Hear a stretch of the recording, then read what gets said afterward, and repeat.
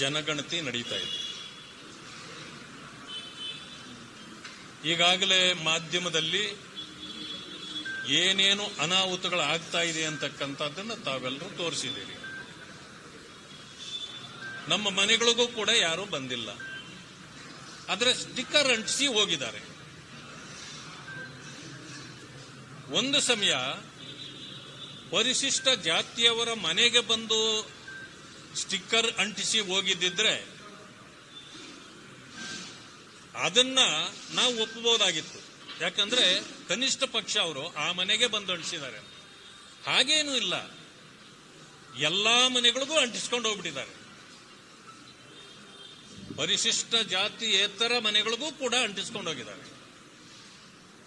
ಹೀಗಿದ್ರೂ ಕೂಡ ನನಗೆ ಅನಿಸ್ತಕ್ಕಂಥದ್ದು 50% ಹೆಚ್ಚು ಜನರು ಇದರಲ್ಲಿ ಭಾಗವಹಿಸಲಿಕ್ಕೆ ಸಾಧ್ಯವೇ ಇಲ್ಲ.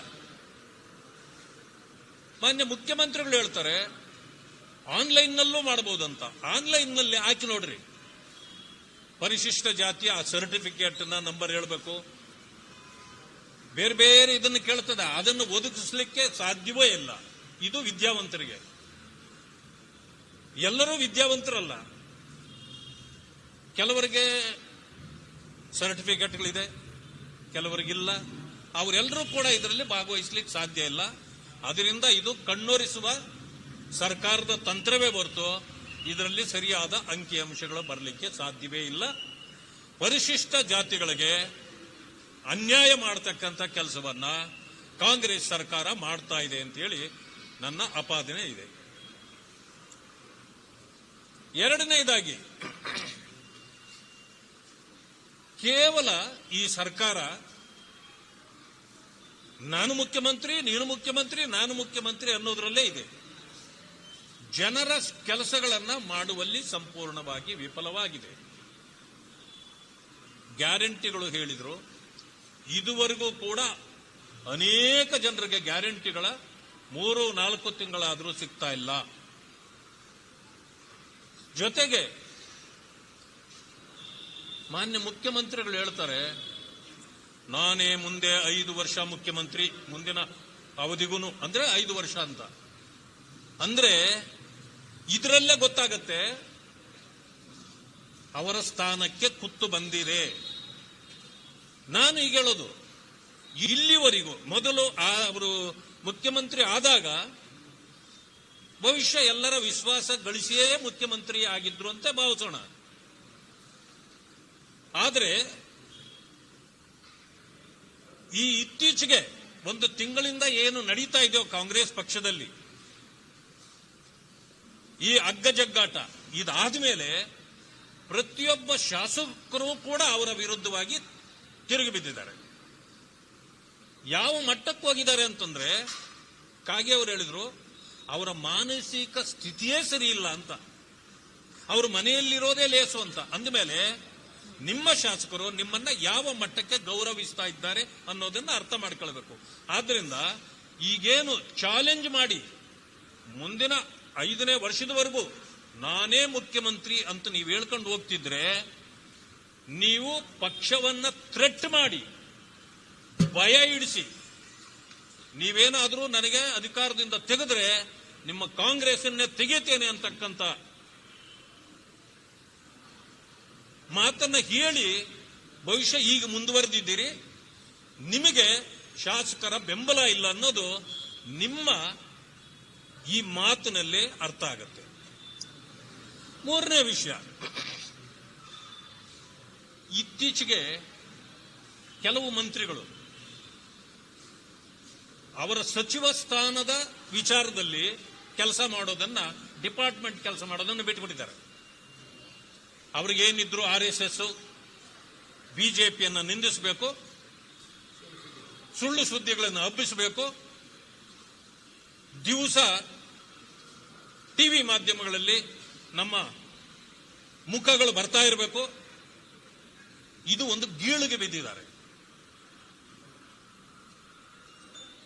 ಮಾನ್ಯ ಪ್ರಿಯಾಂಕಾ ಖರ್ಗೆ ಅವರದ್ದು ನೋಡಿದ್ವಿ, ಕಳೆದ ವಾರದಲ್ಲಿ ಹೇಳಿದ್ರು RSS ಅನ್ನೇ ಬ್ಯಾನ್ ಮಾಡಿಬಿಡ್ತೇವೆ, ಹಿಂದೆ ಬ್ಯಾನ್ ಮಾಡಿತ್ತು, ನಾವು ತಪ್ಪು ಮಾಡಿದ್ದೀವಿ ಅಂತ. ನೀವು ಹುಟ್ಟೋದಕ್ಕೆ ಮುಂಚೆ ಏನೇನು ಆಗಿತ್ತು ಅಂತ ಒಂದು ಸಾರಿ ತಿಳ್ಕೊಳ್ಳಿ. ನೀವು ಹುಟ್ಟಿದ ಮೇಲೆ RSS ಹುಟ್ಟಿಲ್ಲ. ಬಿಜೆಪಿ ಅನ್ನೋ ಹೆಸರು ಮಾತ್ರ ನೀವು ಹುಟ್ಟಿದ ಮೇಲೆ ಹುಟ್ಟಿರಬಹುದು, ಆದ್ರೆ RSS 100 ವರ್ಷ ಆಗ್ತಾ ಇದೆ. ಅರೆ, ನಿಮ್ಮ ಅಪ್ಪ ಅವ್ರ ಕೈಲಿ ಏನು ಮಾಡಕ್ಕಾಗಿಲ್ಲ, ನೆಹರು ಅವ್ರ ಕೈಲಿ ಏನು ಮಾಡಕ್ಕಾಗಿಲ್ಲ, ಇಂದಿರಾ ಗಾಂಧಿ ಅವ್ರ ಕೈಲಿ ಏನು ಮಾಡಕ್ಕಾಗಿಲ್ಲ. ಒಂದನ್ನು ತಿಳ್ಕೊಳ್ಳಿ ಪ್ರಿಯಾಂಕಾ ಖರ್ಗೆ ಅವರೇ, ಈ ನಿಮ್ಮ ಚಟ ಬಿಟ್ಬಿಡಿ.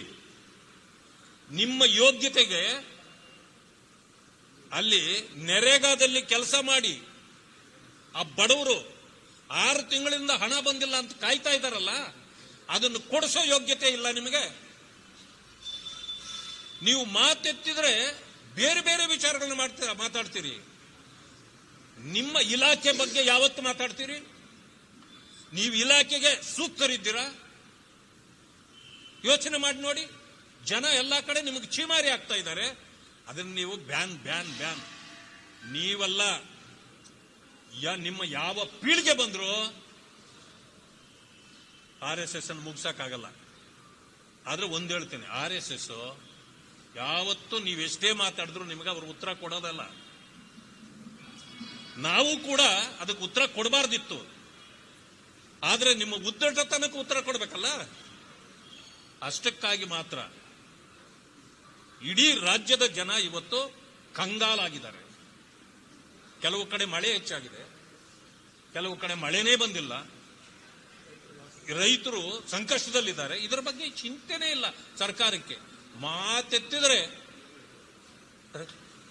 ಸರ್ಕಾರ ಹೀಗೆ ಮಾಡಿದೆ, ಹಾಗೆ ಮಾಡಿದೆ, ಜನರಿಗೆ ಇಂದು ಕೊಟ್ಟಿದೆ, ಮಾತಾಡಿ ನೋಡೋಣ. ನಿಮ್ಮಲ್ಲಿ ಬಂಡವಾಳ ಕಾಂಗ್ರೆಸ್ ಪಾರ್ಟಿಯ ಅದಕ್ಕೆ RSS ಬ್ಯಾನ್ ಮಾಡ್ತೀವಿ, ಬಿಜೆಪಿಯವರು ಹೀಗೆ. ಇದ ನಿಮ್ಮ ರಾಜಕೀಯದ ನೀತಿಗಳು. ಆದ್ದರಿಂದ ನಿಮ್ಮ ಉಳುಕುಗಳನ್ನು ಮುಚ್ಚಿಕೊಳ್ಳಲಿಕ್ಕೆ ಅನೇಕ ವಿಚಾರಗಳನ್ನ ಇವತ್ತು ಎತ್ತಿ ತೋರಿಸ್ತಾ ಇದ್ದೀವಿ. ಕಾಡ್ಗೋಡಿ ಇದರಲ್ಲಿ ದಿನ್ನೂರು 1950ರಲ್ಲಿ ಹಂಚಿಕೆ ಆಗಿರತಕ್ಕಂಥ ಜಮೀನುಗಳನ್ನ KDBನವರು ಅಕ್ವೈರ್ ಮಾಡಿದ್ದಾರೆ. ಆ ರೈತರಿಗೆ ಪರಿಹಾರ ಕೊಟ್ಟಿದ್ದಾರೆ. ಬೇರೆ ಬೇರೆ ಇದಕ್ಕೆಲ್ಲನೂ ಕೊಟ್ಟು ಪರಿಹಾರ ಕೊಡಲಾಗಿದೆ.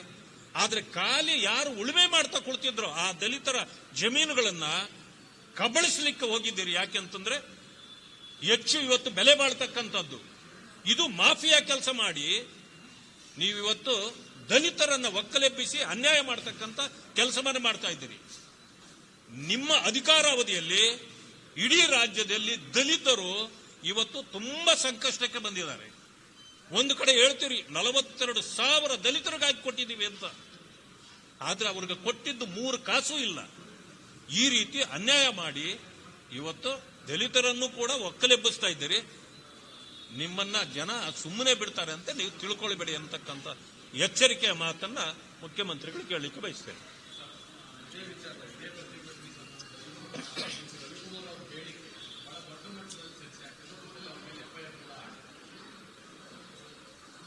ನೋಡಿ, ಇದನ್ನ ನಾನು ತುಂಬಾ ಬೆಳೆಸಬೇಕು ಅಂತ ನನಗೆ ಅನ್ಸೋದಿಲ್ಲ.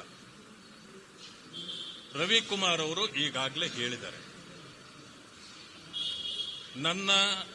ನಾನು ತಪ್ಪಾಗಿ ಅರ್ಥೈಸುವ ರೀತಿಯಲ್ಲಿ ನಾನು ಮಾತಾಡಿಲ್ಲ. ಹಾಗೇನಾದ್ರೂ ನನಗೆ ತಪ್ಪು ಅಂತ ಅನಿಸಿದ್ದಾದ್ರೆ ನಾನು ಏನೋ ನೇಣು ಬಿಗಿದುಕೊಳ್ತೇನೆ ಅಂತ. ಅಂದ್ರೆ ಎಷ್ಟು ನೋವಿನ ಮಾತನ್ನ ಆಡಿದ್ದಾರೆ ಅವರು. ಒಂದು ಮಾತನ್ನ ಹೇಳಲಿಕ್ಕೆ ಬಯಸ್ತೇನೆ, ಹೆಣ್ಣು ಮಕ್ಕಳನ್ನ ನಾವು ತಾಯಿ ರೂಪದಲ್ಲಿ ನೋಡ್ತೇವೆ. ಬಟ್ ಇದನ್ನ ಹೆಣ್ಣು ಮಕ್ಕಳಿಗೆ ಗೌರವ ಕೊಡ್ತಕ್ಕಂಥದ್ದನ್ನ ಈ ಕಾಂಗ್ರೆಸ್ನವರಿಂದ ನಾವು ಕಲಿಯುವಂಥದ್ದು ಏನೂ ಉಳಿದಿಲ್ಲ. ಮುಖ್ಯಮಂತ್ರಿಗಳು ಒಂದು ಹೆಣ್ಣು ಮಗಳನ್ನ ಮುಂದೆ ನಿಂತಿದ್ರೆ ಸೆರಗು ಎಳಿಲಿಲ್ವಾ?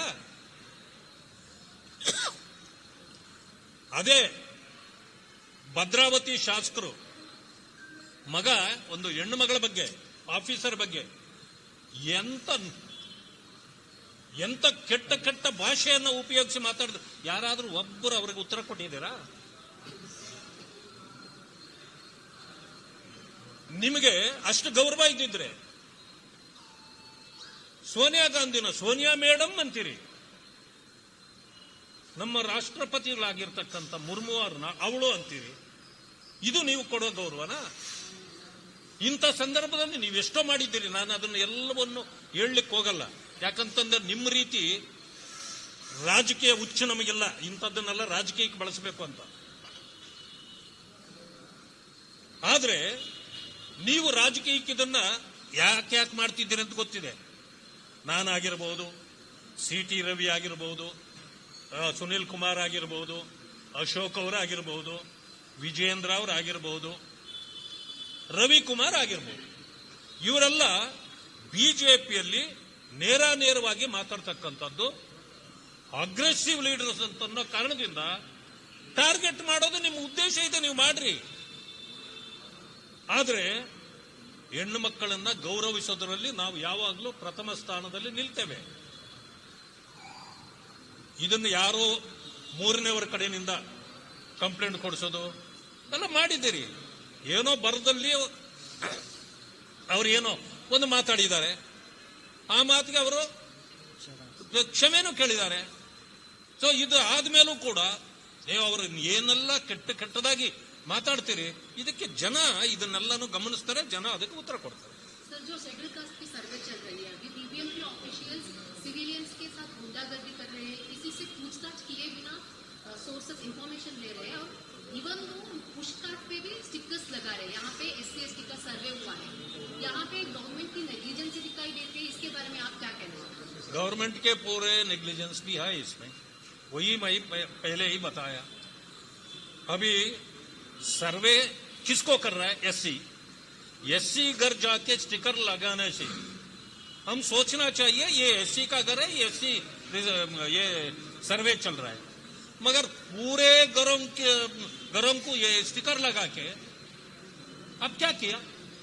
आपके घर में भी लगाया? आप मेरा घर में भी लगाया, घर में आके कोई भी कुछ भी बताया नहीं. आपसे इंफॉर्मेशन नहीं है. ऐसे ये धोखा देने वाला है. ये कांग्रेस दलित के खिलाफ है, ये धोखा गवर्नमेंट है. पुश कार्ड पे भी लगाए हैं स्टिकर, वहाँ पे कोई लोग ही नहीं है, वहाँ पे किसी से पूछ कर वो लगा रहे हैं. पॉलिसी मेकिंग में ये प्रॉब्लम होता है ना? पॉलिसी क्या, ये गवर्नमेंट को पॉलिसी नहीं है. बिना पॉलिसी का गवर्नमेंट है. कभी भी क्या भी बात करता है, कुछ भी करता है. लूट में उनको पॉलिसी है. क्या कैसे लूटना, वो पॉलिसी है. क्या आप लीगल एक्शन डिमांड करेंगे? वो बीबीएम के ऑफिशियल्स को सस्पेंड कर चुके हैं, लेकिन जो अथॉरिटी होते हैं ना, उनके भी रिस्पॉन्सिबल होते हैं ना वो. सबको भी रिस्पॉन्सिबिलिटी होता है, मगर हम क्या करना, अध्यक्ष जी से पूछ के बात करके बता देते. धन्यवाद.